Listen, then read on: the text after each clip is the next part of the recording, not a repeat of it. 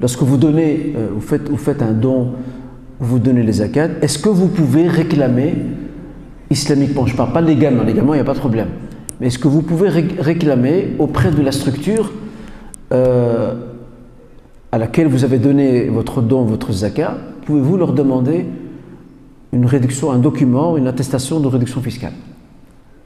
Bien sûr que lorsque vous allez entrer vos déclarations fiscales, vous allez aussi faire entrer ce document-là. C'est aussi une question qui est posée. Je ne vous cache pas, quand j'ai ouvert cette question, j'ai entendu toutes les réponses. J'ai entendu une réponse et son contraire. Entre ceux qui l'interdisent formellement, non, parce que demander une réduction fiscale, c'est récupérer sa zakat, une partie de sa zakat, de sadaqa. Il y avait un flou. Par exemple, de ce que je sais, en tout cas de l'information qui m'a été communiquée, le Secours islamique en France, elle ne le propose pas automatiquement. Elle met une information, de ce qu'on m'a rapporté, hein, bien sûr, elle met une information sur son site et elle laisse la responsabilité au donateur. Donc il n'y a pas un système d'automatisme. Tu fais un don, je te propose, non. On met l'information, mais après, si tu veux demander ce document, tu dois faire la démarche pour l'obtenir. Mais moi, je ne fais pas la promotion de la chose. D'accord? Il y a un grand flou. Et ce grand flou m'a poussé à aller à la rencontre d'un frère qui est juriste et spécialiste du droit fiscal. Donc je lui ai soumis la question, je dis voilà, il faut que tu m'expliques, moi je ne suis pas spécialiste dans le droit fiscal, il faut que tu m'expliques le mécanisme de fonctionnement du système fiscal. Et il m'a expliqué. Et quand il m'a expliqué les différents schémas, j'étais étonné de voir que nous avons beaucoup d'idées reçues sur ce document fiscal qu'une association peut nous remettre, à partir de laquelle on peut éventuellement et peut-être et probablement jouir d'une réduction fiscale. Et en fait, la conclusion, c'est quoi? D'ailleurs, j'en apporte la synthèse de l'échange avec ce frère.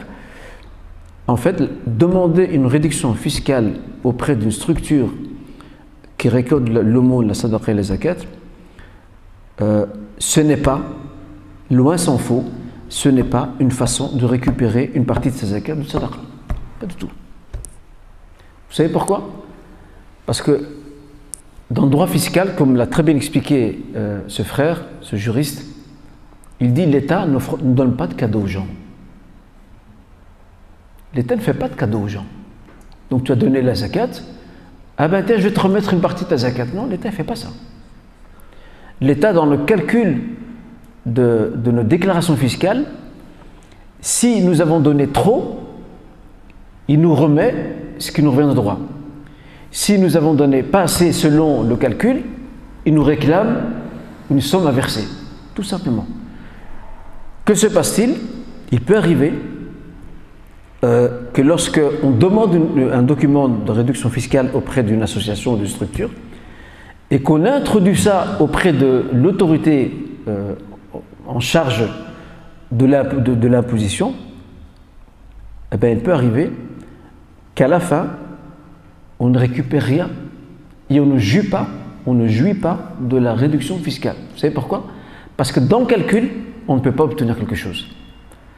Parce que le compteur avec l'État est mis à zéro. Et peut-être que oui, il va nous donner. Mais ce qu'il va nous donner, ce n'est pas la zakat. C'est un calcul qu'il fait sur un total, d'accord, sur un total de ce que nous avons, gagné, etc., d'accord, de ce que nous avons déclaré. En fait, la zakat, c'est un ingrédient qui vient sur le chemin. C'est pas, vous voyez, ce n'est pas, comment dire, il n'y a pas de plan. L'État, lui, ne reconnaît pas zakat, aumône, il ne sait pas ce que c'est. L'État, lui, il sait juste une chose, c'est que nous avons fait preuve de libéralité, c'est tout. On a donné de l'argent. On appelle ça comme on veut. La charité, zakat, sadaqa, ça, l'État, il est laïque, il ne s'intéresse pas, ce n'est pas ses affaires. Lui, ce qui l'intéresse, c'est de voir la lumière de ce qu'on déclare, c'est de voir, in fine, éventuellement ce qu'on lui doit, ou ce qu'il nous doit, ou alors on est quitte. Donc tout ça pour préciser que ce document de réduction fiscale n'aboutit pas nécessairement à ce qu'on retouche ou on récupère une partie de la zakat, pas toujours.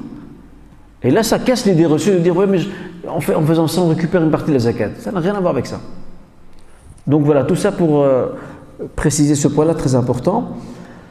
Alors, je chemine vers la fin de ma présentation, Inch'Allah. Le livre, bien sûr, je vais terminer les conclusions. Et je pense qu'une conclusion très importante, c'est que, en aidant les autres à s'en sortir à partir de la zakat,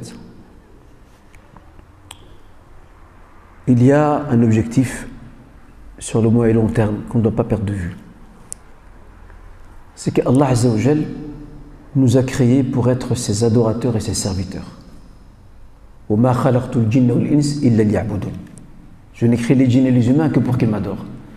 En fait, lorsque j'aide une personne à partir de la zakat à sortir de sa précarité, lorsque je lui permets d'accéder à cette autonomie, à cette décence, à ce seuil de suffisance redéfini, en fait, je l'aide à mieux adorer son Seigneur. C'est ça le but. Comme disait un philosophe, il disait, le pauvre pense par son ventre. Le pauvre, il réfléchit, il pense par son ventre. Mais à partir du moment où on le libère de ce souci, on lui permet, Inch'Allah, en tout cas il en devient responsable, afin qu'il puisse s'investir davantage dans son dîn. Parce qu'il est libéré de ce souci de réfléchir à ce qu'il va manger, est-ce qu'il sera capable de payer ses factures, son loyer, etc. Donc ça, cet objectif, il ne faut jamais le perdre de vue. C'est l'objectif final.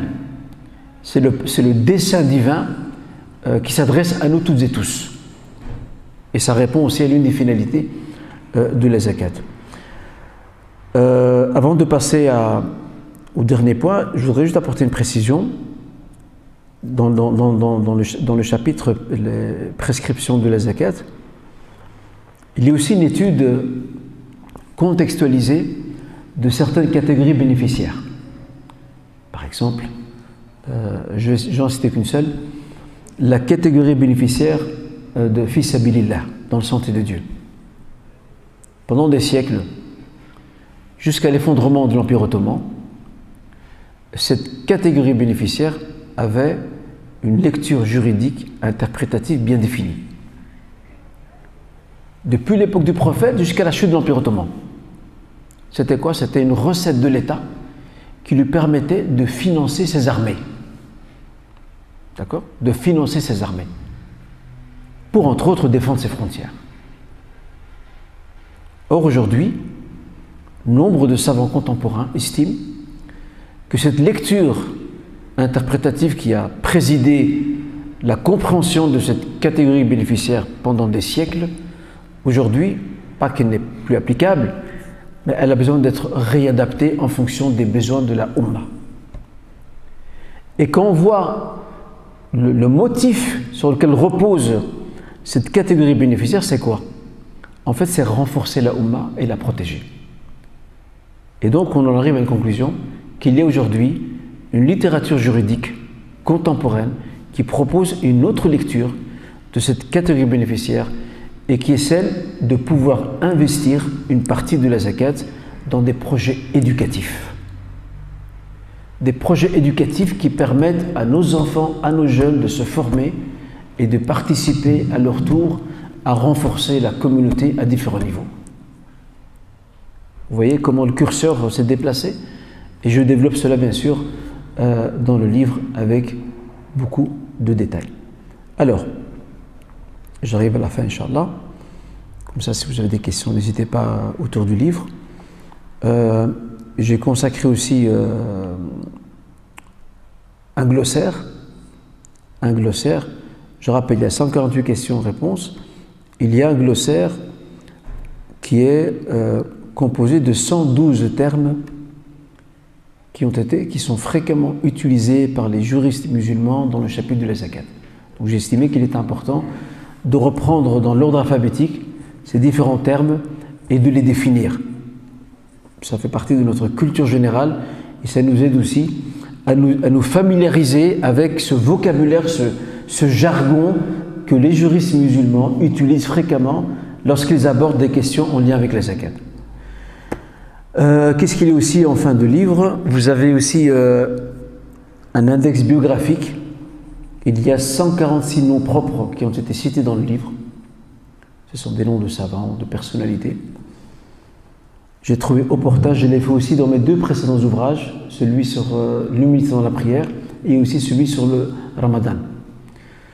Parce que, vous savez, quelqu'un qui n'est pas dans les sciences islamiques, quand il lit un livre comme celui-ci, par exemple, il tombe sur des noms et il se dit, c'est qui ce personnage? J'ai jamais entendu parler. Eh bien, il retournera dans cet index et il va trouver une brève biographie qui le présente. Et à partir de cette biographie, on comprend mieux le personnage et parfois même, on comprend mieux aussi son avis. D'accord? Parce qu'on le situe dans le temps, on le situe aussi dans son contexte. D'accord? Voilà donc, mes chers frères et sœurs, ce que je voulais vous dire par rapport à cet ouvrage. Alors, je voulais juste aussi vous rassurer, il y a 456 pages dans le livre. Il y a 2 pages que vous devez retirer. C'est la première et dernière page. Parce que ça, ces 2 pages-là m'ont été imposées par l'imprimeur. C'est pas moi. Donc là, je fais mea culpa, c'est pas moi. Donc l'imprimeur me les a imposées. Parce qu'en fait, les imprimeurs, ils ont un système de... Ils appellent ça le multiple de 8 ou de 16. Parce que quand ils impriment un livre, en fait, ils l'impriment par cahier. Après, ils relient le tout. Donc il faut que chaque cahier corresponde à un nombre bien défini. Et vu que je ne répondais pas à ça, ils m'ont obligé d'ajouter 2 pages. Donc il y a une première page où j'ai mis un verset qui illustre très bien le sujet. C'est le verset 227 de la sourate La Vache qui parle entre autres de la zakat. Et puis la toute dernière page, c'est du même auteur. Là je cite les 2 ouvrages que, alhamdoulilah, j'ai pu écrire auparavant. Sinon l'ouvrage il fait 254 pages. Alors, pour celles et ceux qui ne sont pas habitués à lire, je tiens à les rassurer. En réalité, vous n'aurez à lire que 367 pages. Parce que le reste, c'est des annexes. Les annexes, vous lisez ça en diagonale. C'est quoi les annexes? C'est le glossaire. C'est l'index biographique. Rappelez-vous, le glossaire, il y a 112 termes. L'index biographique, il y a 146 noms propres avec leur biographie, leur brève biographie. Et puis, il y a aussi les sources bibliographiques sur lesquelles, en arabe et en français, il y a aussi des articles également et des études en ligne sur lesquelles je me suis basé pour rédiger cet ouvrage et pour développer une série de réflexions et d'analyses dans celui-ci.